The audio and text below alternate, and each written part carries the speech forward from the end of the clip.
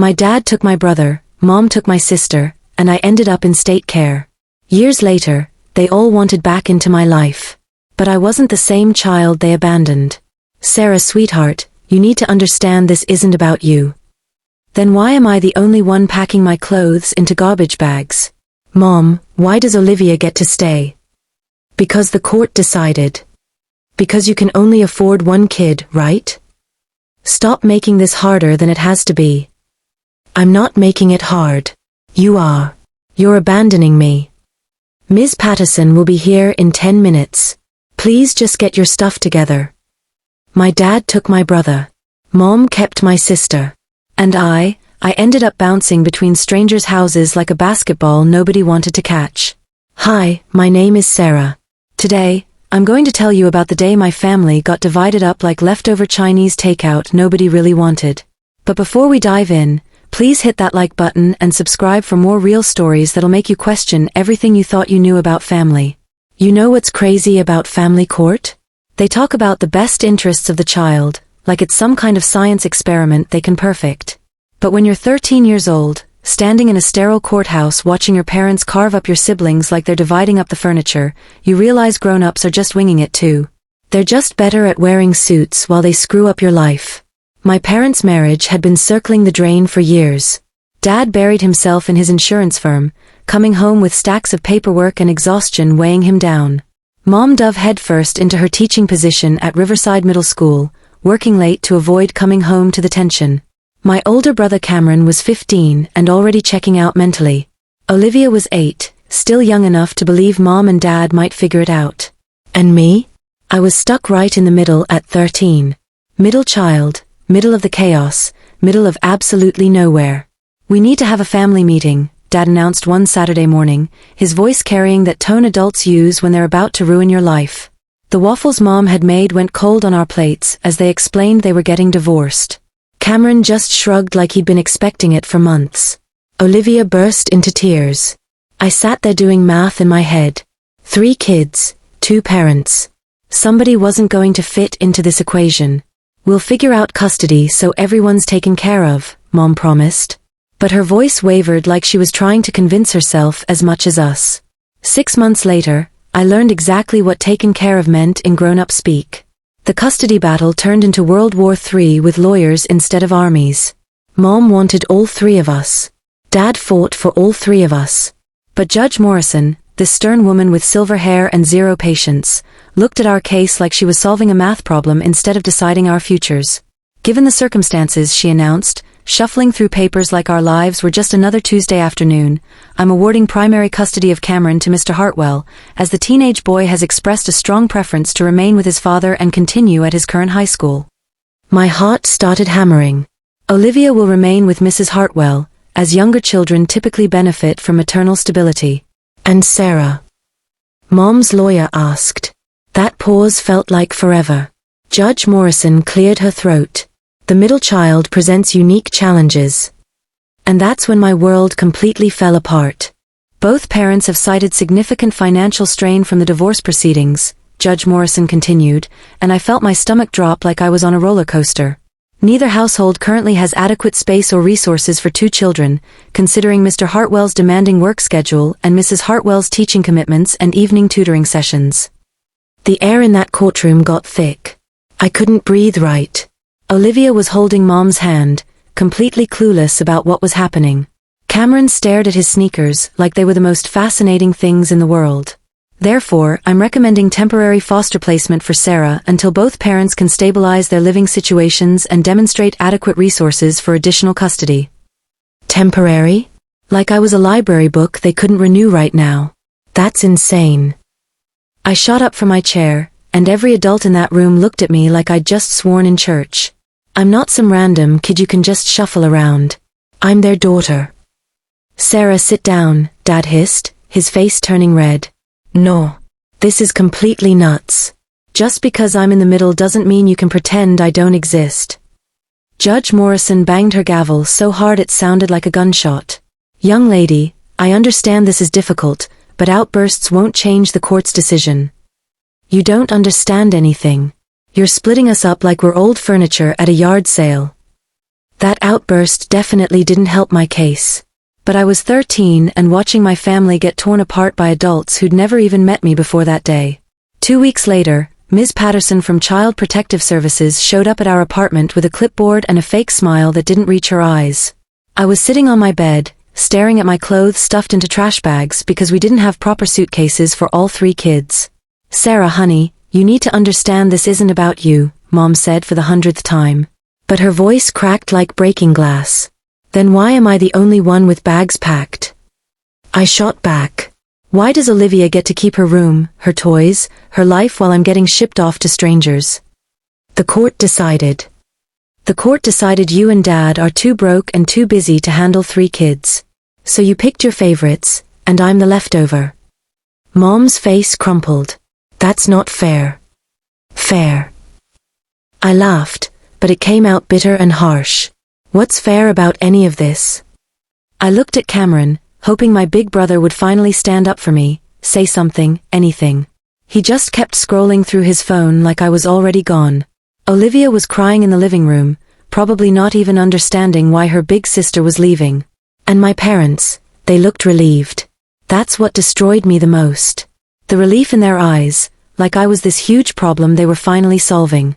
Ms. Patterson cleared her throat. "Sarah, I know this is hard, but the Mitchells are a wonderful family. They've been fostering children for years." "Save it," I muttered, shouldering my bag. "Let's just get this over with." As we walked toward the door, I turned back one last time. My family, my former family, stood there watching me leave like I was going to summer camp instead of getting exiled from the only home I'd ever known. The Mitchell family ran their house like a military boot camp. Chore charts covered the refrigerator.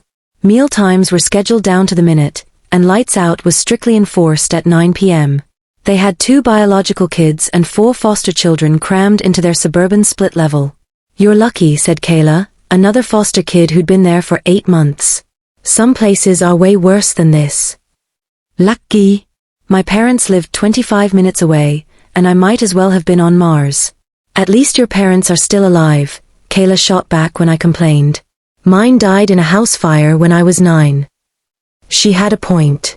Didn't make it hurt any less though. I lasted 4 months with the Mitchells before everything went sideways. Their biological daughter, Ashley, thought it was hilarious to go through my stuff when I wasn't around. One day, I came back from school to find her showing her friends the only photo I had left of my whole family together, our last Thanksgiving before everything fell apart. "Look at foster girl's fake family," she laughed, waving the picture around. Something snapped inside me. I tackled her right there in the hallway, and we both went down hard. Her friends scattered like roaches when the lights come on. Ashley ended up with a black eye and scratches down her arm. I ended up back in Ms. Patterson's office. "Sarah, we can't have violence in placements," she said, but her voice was tired, not angry. "The Mitchells are good people, but this isn't working out." Next stop was the Kennedy family. They were nice enough, but they were clearly in it for the monthly state check. 6 foster kids packed into 2 bedrooms like sardines. I shared a bunk bed with a girl named Destiny who had nightmares every single night, screaming in her sleep about things I didn't want to imagine. "What's your story?" I asked her one night after she'd woken up sweating and shaking. "Mom's boyfriend beat her so bad she's in a wheelchair now. Can't take care of me anymore." She looked at me in the dim light filtering through the curtains. "What about you?" "Parents got divorced. Didn't want the hassle of dealing with 3 kids, so they kept the easy ones and dumped me." "That's seriously messed up, girl." It was. But in foster care, everyone's story is messed up. That's how we all ended up there. I tried calling home every week, but it was like trying to reach people who'd moved to another planet. Dad was always at a client meeting or too tired to talk. Mom was either at school or dealing with Olivia's problems. Cameron stopped taking my calls after the first month, and I could hear the relief in his voice when he said he was too busy with football practice. Only Olivia would talk to me, and only when she could sneak Mom's phone. "When are you coming home, Bear?" she'd whisper. "Soon, Liv. Real soon." We both knew I was lying. The Kennedy placement lasted 5 months before Mr. Kennedy lost his job and they couldn't afford to keep all of us. Back to the group home for 3 weeks, then bounced to another family. That's when I met the Dawsons, and everything changed. The Dawson family was different from day one. Dr. Dawson worked as a pediatrician at St. Mary's Hospital, and Mr. Dawson was a high school English teacher at Lincoln Academy. They had one son, Christopher, who was away at Northwestern University studying journalism. "We know this is incredibly difficult," Mr. Dawson said on my first night, sitting on the edge of the bed in what he called my room. Not the foster room or the spare room, but my room. "We're not trying to replace your family. We just want to give you a safe place while things get sorted out." "Things aren't getting sorted out," I told him bluntly. "My parents picked their favorites. I'm what's left over." "You're not leftovers," Dr. Dawson said firmly, appearing in the doorway. And something in her voice made me actually look at her face. "You're a whole person who deserves love and stability, regardless of what anyone else has decided." I wanted to believe her. But when you've been passed around like an unwanted birthday present for over a year, you stop believing in fairy tales pretty quickly. But slowly, I started settling into the Dawson family rhythm. Mr. Dawson helped me with English essays at the kitchen table every night, patiently explaining literary devices until they actually made sense. Dr. Dawson taught me how to make her famous chicken parmesan and listened when I talked about school drama or missing my siblings. When Christopher came home for winter break, he treated me like an annoying little sister instead of the charity case, which somehow felt amazing. It was the closest thing to normal I'd experienced since Judge Morrison destroyed my life. Then Mom called with news that shattered my fragile sense of security. "Sarah, honey, I have wonderful news." Her voice was brighter than I'd heard it in years. "I'm getting remarried." I stared at the phone like it had turned into a snake. "What?" "His name is Gregory Whitman.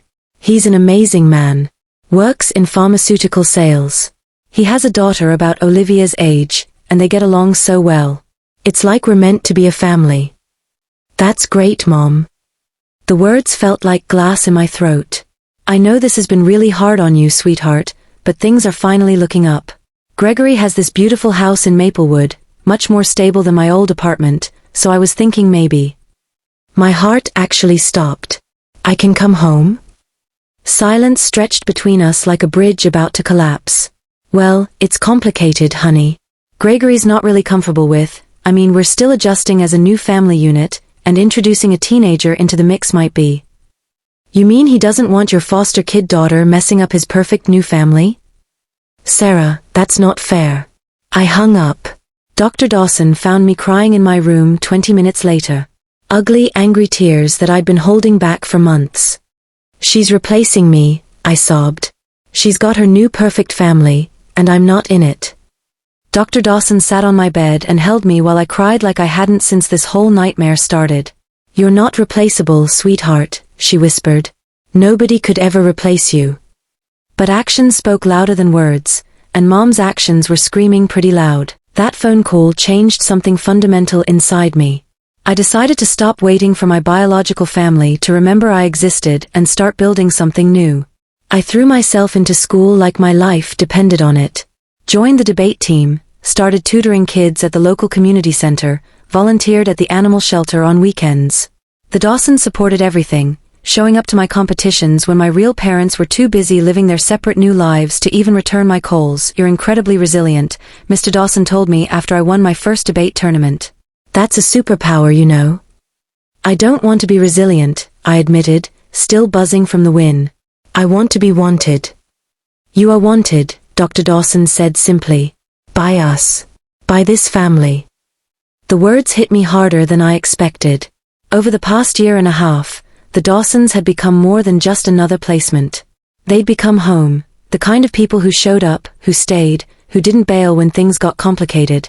Meanwhile, my biological family kept living their separate fairy tales. Cameron posted Instagram photos from Austin, where Dad had moved the insurance firm. New friends, new school, new life that didn't include me. Mom's Facebook was filled with pictures of her perfect blended family, Gregory, Olivia, and Gregory's daughter Harper, all smiling at soccer games and family barbecues that I wasn't invited to. Olivia still texted me sometimes, but less and less as she got absorbed into her new sister dynamic with Harper. I could feel her slipping away too. And that hurt worse than anything.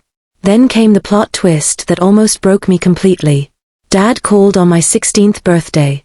"Sarah, happy birthday, sweetheart. Listen, I've got incredible news. I'm getting married. Congratulations, I said flatly, stirring the birthday cake batter Dr. Dawson was letting me help with. Her name's Victoria Chun. She's fantastic. Works as a physical therapist. Has twin daughters about 11 years old. We're buying this amazing house in Georgetown with plenty of room for everyone.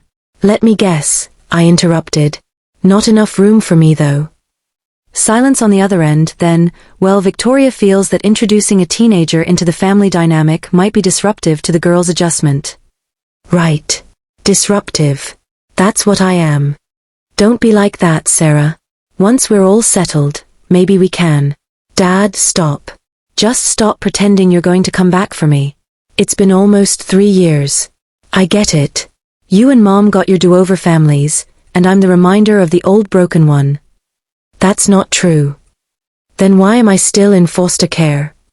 He didn't have an answer. They never did. That night, the Dawsons threw me a birthday party. Nothing fancy, just cake, a few friends from school, and people who actually cared that I'd made it another year. Simple, but they were present. That's all I'd ever really wanted. Sarah, Dr. Dawson said that evening, we need to talk to you about something. My stomach dropped. Even the good placements ended eventually. I braced myself for another goodbye. We've been discussing this for months, Mr. Dawson continued. And if you're interested, we'd like to adopt you. The words didn't register at first. What? We know you're not a little kid anymore, Dr. Dawson said quickly, probably seeing the shock on my face. You'll be 18 in 2 years, but we want you to know that this is your permanent home if you want it to be. But I'm not really yours. Mr. Dawson leaned forward. Family isn't about blood, Sarah. It's about who shows up consistently. We've been showing up for 1.5 years. We want to keep showing up forever. Your parents have already signed the paperwork, Dr. Dawson added gently. They agreed it was in your best interest. Of course they did. The final abandonment wrapped up neat and legal. But looking at the Dawsons, really looking at them, I realized something important. This wasn't abandonment. This was freedom. Freedom from waiting for people who were never coming back. Freedom to accept the love that was actually being offered. Yes, I said, my voice cracking. Yes, I want that more than anything. The adoption was finalized 4 months later. My biological parents didn't attend the hearing, too busy with their new lives. Cameron was swamped with college applications. Only Olivia sent something, a handmade card covered in glitter and stickers that said, "Congratulations on your forever family. Love your sister always." I still have that card tucked in my wallet. Life with the Dawsons, my parents now, wasn't perfect. I had anger issues that didn't magically disappear with legal papers. Abandonment trauma that surfaced at weird times, like when they went out for dinner without me, or when Dr. Dawson worked late at the hospital. I pushed them away constantly, testing whether they'd leave too. They never left. Not through therapy sessions where I raged about my biological family. Not through nightmares about being unwanted. Not through the times I deliberately acted out just to see if there was a limit to their patience. I graduated high school with honors. The Dawsons were in the front row, cheering louder than anyone. My biological parents sent graduation cards with $50 bills inside. Cameron texta. Congrats, sis. But Olivia came. She snuck away from Mom's perfect family to watch her middle sister walk across the stage. I missed you so much, she whispered during our hug afterward. Missed you too, Liv. Are you happy? She asked, looking at the Dawsons, who were holding balloons and flowers with my name on them. Yeah, I said, watching my chosen parents beam with pride. I really am. College brought new challenges and opportunities. I studied social work, surprising absolutely nobody who knew my story. The Dawsons supported me through every semester, every doubt, every success. Christopher became the brother I chose, teasing me about boyfriends and helping me write essays for grad school applications. You know what you are, he said during one of our late-night study sessions. You're not adopted. You're selected. Mom and Dad chose you out of everyone they could have helped. It was a beautiful way to think about it. During my junior year, the phone call I'd been half expecting finally came. Sarah. Mom's voice was smaller than I remembered.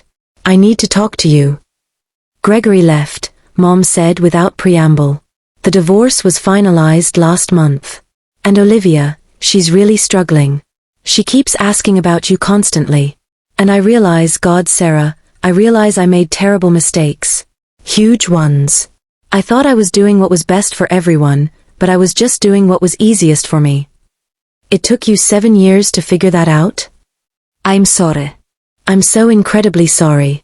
Is there any chance we could start over, build some kind of relationship? I thought about it. Really considered it. The 13-year-old inside me wanted to scream yes, to run back to the mom who had chosen convenience over my existence. But the 20-year-old knew better. We can talk, I said finally. But I have parents now. They were there when you weren't. That's not changing. I understand, she whispered. We did talk, slowly, carefully, like strangers learning each other's language. I reconnected with Olivia, who is now 15 and dealing with her own abandonment issues after Gregory bailed on their perfect family. I became the big sister she needed, the one who understood what it felt like to be disposable. Dad reached out too, after his second marriage imploded. Funny how people remember you when their new families fall apart. Cameron and I grabbed coffee when he was in town for the holidays. Awkward, but civil.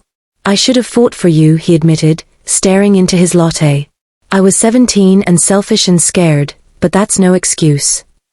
We were all scared, I said. Difference is, I didn't get a choice about facing it. Do you hate us? No, y ensuara tu nasli. I nothing you. You're strangers who happen to share my DNA. The Dawsons are my parents. He nodded sadly. I guess we earned that. They had. Now I work at a group home for teenagers in foster care. Kids like Kayla and Destiny, like I had been. Lost, angry, convinced they were unwanted and unwantable. Nobody adopts teenagers, one kid, Brittany, told me bitterly. We're too old, too damaged. I got adopted at 16, I told her. By parents who saw me, not my baggage. Yeah, right. Where were your real parents? Building their new families without me. But you know what? Their loss. I ended up with parents who chose me on purpose, not by biological accident. It wasn't the comfort she wanted, but it was the truth she needed. The Dawsons come to my apartment every Sunday for dinner. We cook together, Dr. Dawson teaching me family recipes while Mr. Dawson tells absolutely terrible dad jokes. Christopher brings his fiancée now, and they're talking about kids. I'm going to be an aunt. A real one. You'll be a wonderful aunt, Dr. Dawson says, and the word feels more natural than anything related to my biological family ever did. Now you understand what it means to be chosen family. That's the most important kind. She's right. I was the leftover kid, the one who didn't fit into either parent's new life. But I became the chosen daughter, selected by people who didn't have to love me but decided to anyway. My biological parents taught me that family can leave. The Dawsons taught me that family can also arrive, unexpected, imperfect, and absolutely perfect for you. Sometimes Olivia asks me if I ever think about what could have been. What if Mom had chosen me? What if Dad had made room? What if the court had decided differently? All the time, I tell her honestly. But then I remember, those what-ifs kept me stuck for years, waiting for people who weren't coming. The Dawsons didn't wait to love me. They just did it. Last month, I defended my master's thesis on supporting sibling relationships in foster care. Mom, Dad, and Cameron were in the audience, my biological family, trying to rebuild what they broke. But in the front row sat the Dawsons, holding a banner that said, "That's our daughter," with way too many exclamation points. After the presentation, both families approached me. There was an awkward moment where everyone stood there, unsure of the protocol. Dr. Dawson broke the tension. We're all here because we love Sarah. That's what matters. It was gracious. More gracious than my biological family deserved, honestly. But that's who the Dawsons are, people who choose kindness even when they have every right to be petty. That night, as we celebrated at my favorite Italian restaurant, Mr. Dawson raised his glass. To Sarah, who taught us that family is built, not born. We didn't give you life, but you gave ours meaning. I cried. The ugly, happy kind of crying that makes your mascara run and your nose stuffy. Because here's what I learned. being abandoned doesn't define you. Being chosen does. My parents threw me away when things got complicated. But the Dawsons picked me up when I was broken and helped me become whole again. That's not just love, that's a choice they made every single day for years. So yeah, my dad took my brother, my mom took my sister, and I ended up in state care. But I also ended up exactly where I was meant to be, with a family that chose me, not because they had to, but because they wanted to. And that makes all the difference.